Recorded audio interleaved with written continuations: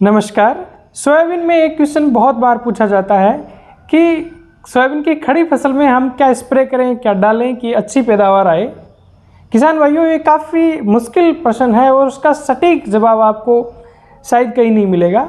तो आज इस वीडियो रिपोर्ट में मैं कुछ फैक्ट के साथ, कुछ साइंटिफिक फैक्ट के साथ मैं आपको इस प्रश्न का जवाब देने की कोशिश करूँगा। किसान भाइयों, सबसे पहले हमें ये समझना होगा कि सोयाबीन का यदि आप 1 टन प्रोडक्शन लेते हो तो उसके लिए सोयाबीन का पौधा ज़मीन से करीब 70 किलो नाइट्रोजन, 30 किलो फास्फोरस और लगभग 60 किलो के आसपास पोटास ज़मीन से निकालता है और करीबन 6-7 किलो सल्फर भी निकालता है। ये 1 टन आप सोयाबीन पैदा कर रहे हो वो निकालता है। अमूमन वर्षा आधारित क्षेत्रों में 20 क्विंटल यानी 2 टन के आसपास सोयाबीन पैदा होती है। यानी जो ये NPK और सल्फर या बाकी जो सूक्ष्म पोषक तत्व जो आप स्क्रीन पे देख रहे हो, ये 2 टन में इसका डबल आपके ज़मीन से सोयाबीन का पौधा निकालेगा। तो एक चीज़ तो ये क्लियर है कि सोयाबीन इतना ज़्यादा आपके पोषक तत्व ज़मीन से निकाल रहा है, तो इसको पैदा करने के लिए हमें पोषक तत्व ज़मीन में ऐड करने होंगे। क्या ऐड करना होगा, क्या देना होगा?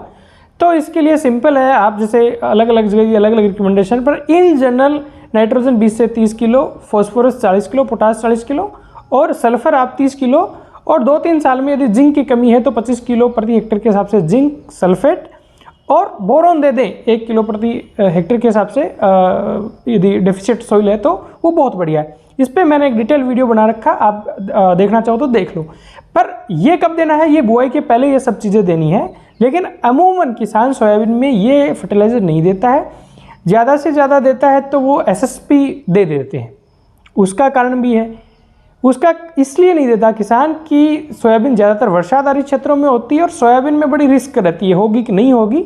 20 दिन की जब तक सोयाबीन नहीं होती है, जब तक ठीक से उसका जमाव नहीं दिख सकता, तब तक किसान को ये उम्मीद नहीं रहती सोयाबीन हो जाएगी। तो इसलिए वो खर्चा जनरली नहीं करता है। हालांकि इन सालों में भाव आया है तो थोड़ा सा खर्चा करने का मूड फर्टिलाइज़र पे किसान का थोड़ा बना है, पर अमूमन नहीं करता है। किसान कब चेतता है? किसान चेतता है 20 दिन के बाद में, जब उसको फसल ठीक दिखती है फील्ड में।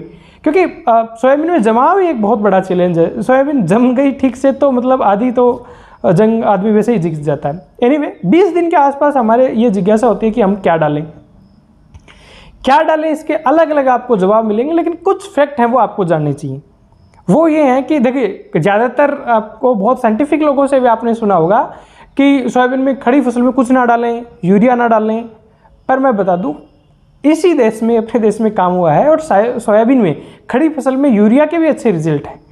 खड़ी फसल में पोटास की एप्लीकेशन के भी, पोटास कोई भी खड़ी फसल में मतलब रिकमेंड नहीं करते, लेकिन कुछ काम हुआ उस पर भी।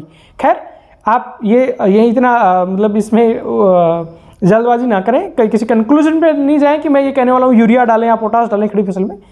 पहले आप इस वीडियो को पूरा देखें। कुछ चीज़ें हमें सोयाबीन में और जान लेनी चाहिए। सोयाबीन की जो टोटल नाइट्रोजन की रिक्वायरमेंट है, जो आप यूरिया से सप्लाई करते हैं, DAP से करते हैं, उसका 50 से 70% वो खुद अपनी जड़ों में जो ग्रंथियाँ होती हैं, जो गांठें होती हैं, उनसे वो खुद स्टोर कर सकता है और खुद प्लांट अपना बना सकता है। 50 से 70% नाइट्रोजन ठीक ठाक कंडीशन आपने ज़मीन की रख रखी है तो उस कंडीशन में। लेकिन जो नाइट्रोजन फिक्सेशन करने वाली जो बैक्टीरिया है, जो सोयाबीन की जड़ों के अंदर रहता है, वो आपका 2 वीक के बाद में आपका नाइट्रोजन फिक्सेशन करना स्टार्ट करेगा और फ्लोरिंग के बाद में, फूल आने के बाद में वो धीरे धीरे वो नोडुल, आपकी जो गांठें हैं, वो ख़त्म होने स्टार्ट हो जाती है। तो इससे एक बात समझ में आती है कि 2 वीक का जब तक पौधा नहीं हो तब तक उसको नाइट्रोजन चाहिए, यानी कि बेसल डोज नाइट्रोजन हमारा पौधे को जाना चाहिए। दूसरा, जब फ्लोरिंग के बाद में, जब उसकी जड़ों की जो गांठें हैं उनमें उतनी कैपेसिटी नहीं है कि वो नाइट्रोजन पौधे को अवेलेबल करवा पाएँ, तो यदि फ्लोरिंग के बाद या फ्लोरिंग पे या फ्लोरिंग के बाद में यदि हम नाइट्रोजन देंगे तो शायद उसके पॉजिटिव रिजल्ट मिलेंगे, क्योंकि सोयाबीन में काफ़ी प्रोटीन होता है। प्रोटीन बनाने के लिए पौधे को नाइट्रोजन चाहिए। तो एक चीज़ निकल के आती है कि स्टैंडिंग क्रॉप में, खड़ी फसल में यदि हम सोयाबीन में नाइट्रोजन किसी भी ज़रिए से देंगे तो वो फ़ायदेमंद हो सकता है, लेकिन कब देंगे उसकी बात हम आगे करने वाले हैं। और यदि हम फास्फोरस के रिगार्डिंग में बात करें तो यदि आप सोयाबीन की फसल में SSP बेहतर रहेगा या DAP के थ्रू यदि फॉस्फोरस देते हो तो उसमें ये जो नाइट्रोजन फिक्सेशन है जो जड़ों में होगा वो भी अच्छा होगा और आपकी आने वाली फसल है वो भी अच्छी होगी। तो मतलब बेसल डोज में यानी बुआई के पूर्व हमको फास्फोरस भी दे देना चाहिए। पोटास के रिगार्डिंग में ये है कि पोटास तो पौधे को कीट रोगों से लड़ने की क्षमता देता है और पौधे की जो चमक है जो और कहें उसके दाने की चमक वो भी बढ़ाता है। तो पोटास भी हम दे तो अच्छा है। और ये भी एक आध पेपर ऐसे भी मिलते हैं जिसमें पोटास की भी स्प्लिट एप्लीकेशन यानी खड़ी फसल में भी पोटास की एप्लीकेशन के अच्छे रिजल्ट हैं। तो इन फैक्ट्स से एक चीज़ निकल के आ रही है कि सोयाबीन की खड़ी फसल में यदि हम न्यूट्रिएंट देंगे तो उसके पॉजिटिव रिजल्ट मिलेंगे। तो जब आपकी सोयाबीन की फसल 30 दिन के आसपास होती है, फूल आने से पहले अच्छा उसकी कैनोपी डेवलप होगी, अच्छी पत्तियां डेवलप हो गई हैं, जब आप कोई स्प्रे करोगे तो वो पत्ती के ऊपर ठहरेगा, प्लांट लेगा, उस कंडीशन में आप सोयाबीन में NPK 18-18-18 70-75 ग्राम प्रति 15 लीटर की टंकी, या आप कह दो कि 2 किलो से लेकर 4 किलो तक एक ट्रैक्टर की टंकी में आप घोलकर स्प्रे कर सकते हो। बेहतर ये रहेगा आप 2-2.5 किलो ही लें, 6 बीघा में उसको स्प्रे कर दें। NPK 18-18-18 क्यों? आप ज़्यादातर देखो 19-19-19 की बात करते हैं। मुझे लगता है कि NPK 18-18-18 बेहतर है क्योंकि उसमें नाइट्रोजन, फॉस्फोरस, पोटास के अलावा सल्फर भी अवेलेबल होता है और सोयाबीन को सल्फर काफ़ी चाहिए, ऑयल क्रॉप है, आप जानते हैं इस चीज़ को। और यदि NPK 18-18-18 के साथ आप सूक्ष्म पोषक तत्वों का मिक्सर ऐड करेंगे तो वो बेहतर रहेगा। क्यों? यदि प्लांट को सभी पोषक तत्व यदि मिलेंगे तो वो अच्छा है, क्योंकि ज़्यादातर जो सोयाबीन ग्रोइंग बेल्ट है उसमें जिंक डेफिशिएंट है, जिंक मिल जाएगा, अच्छा है। फेरस की सोयाबीन में अमूमन कमी आती है, हालांकि बारिश के बाद में वो मीट आउट हो जाती है, अच्छी बारिश हो जाती है तब, लेकिन फेरस की भी कमी देखने को मिलती है।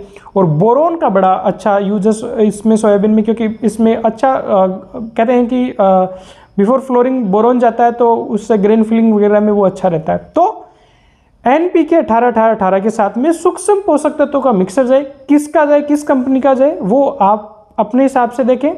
और कितनी मात्रा में लें तो अमूमन आपको 50 ग्राम प्रति 15 लीटर की टंकी में लेना चाहिए, यानी कि कह दें 0.5% का आप स्प्रे कर सकते हो। पर सभी कंपनियों की अलग अलग कंसंट्रेशन अलग अलग रिकमेंडेड है। जैसे मैं आपको बताऊँ, दयाल का माइक्रोन्यूट्रिएंट मिक्सचर का आता है वेज मोर के नाम से, उसकी 250 ग्राम पर एकड़ आई थिंक उसकी रिकमेंडेशन है। तो कंपनी वाइज इसकी रिकमेंडेशन है, वो आप थोड़ा उसको चेक कर लें। इसके बाद में जब आपकी फलियां बन रही हो उस टाइम भी आप यदि सेम ये स्प्रे कर देंगे तो वो भी ठीक है। ज़रूरत नहीं हो तो मत करें, बिल्कुल ना करें, क्योंकि अब लेट स्टेज में सोयाबीन का पौधा हार्ड हो जाता है। यदि आप स्प्रे करेंगे उससे पौधे टूटेंगे तो जितने का आप फायदा नहीं करोगे उससे ज़्यादा नुकसान हो जाएगा। आपकी ज़मीन ठीक है, क्रॉप की कंडीशन ठीक है, तो आप लेट स्टेज वाले स्प्रे से तो बचें। अब 2% आपके और रह जाते हैं। एक ये कि साहब हम कीटनाशक में, फंजीसाइड में, इनमें मिला के स्प्रे कर दें क्या? तो क्लियरली इस पे ऐसी कोई स्टडी अभी तक हुई नहीं है कि इसमें स्प्रे कर दो, इसमें मिला के स्प्रे कर दो, कीटनाशक में कर दो, फंजीसाइड में कर दो। ऐसी कोई स्टडी मुझे लगता है बहुत कम स्टडी इस पे हुई है। पर किसान लोग करते भी हैं तो उसका कोई ऐसा नेगेटिव इफेक्ट तो होता नहीं है। और जैसे कि कई कंपनियां हैं जो, जैसे मैं दयाल की बात कर रहा था, इसका जो माइक्रोन्यूट्रिएंट मिक्सचर का जो पाउच आएगा उस पर आप देख पा रहे होंगे कि उस पर लिखा हुआ कि आप हर्बिसाइड के साथ, इंसेक्टिसाइड के साथ, फंजीसाइड के साथ मिक्स करके स्प्रे कर सकते हो। तो ऐसा कुछ नहीं है। फिर भी जो आप टेक्निक काम में लेते हो कि आप सोल्यूशन बनाते हो वो फट जाता है तो मतलब ये काम का नहीं, इसको नहीं मिलाना चाहिए, वो टेक्निक आप अपना सकते हो। अब एक और चीज़ जो बहुत ज़रूरी है आप लोगों के लिए, सोयाबीन में कई बार डीलर वगैरह आप लोगों को दे देते हैं कि ये बोतल स्प्रे कर दो, ये हार्मोन है, ये ग्रोथ रेगुलेटर है। तो मेरे हिसाब से ये महंगी चीज़ें स्प्रे करने की कोई ज़रूरत नहीं है। आपको अपनी सोयाबीन में कोई न्यूट्रिएंट की डेफिशिएंसी लगे या मतलब आपने हर्बिसाइड ज़्यादा कर दिया किसी भी वजह से, तो उसकी टॉक्सिसिटी है, फंगस का अटैक हुआ उसकी वजह से आपकी फसल बैठी हुई है, ज़्यादा पानी हो गया उसकी वजह से फसल बैठी है, तो ऐसे में आपको फसल को उठान देने के लिए आप ये NPK 18-18 माइक्रोन्यूट्रिएंट मिक्सर का स्प्रे कर सकते हो। इन हार्मोन्स और इनकी ग्रोथ रेगुलेटरों की सोयाबीन में उतनी ज़रूरत नहीं है, लेकिन फिर भी आपको यदि ऐसी प्रॉब्लम कोई खास फसल में आपकी में लगती है तो एक बार आपको एक्सपर्ट से ज़रूर मिलना चाहिए। उसके बाद में ही आपको स्प्रे पे जाना चाहिए। उल्टा सीधा स्प्रे करके एक बनी बनाई फसल आप खराब कर सकते हो।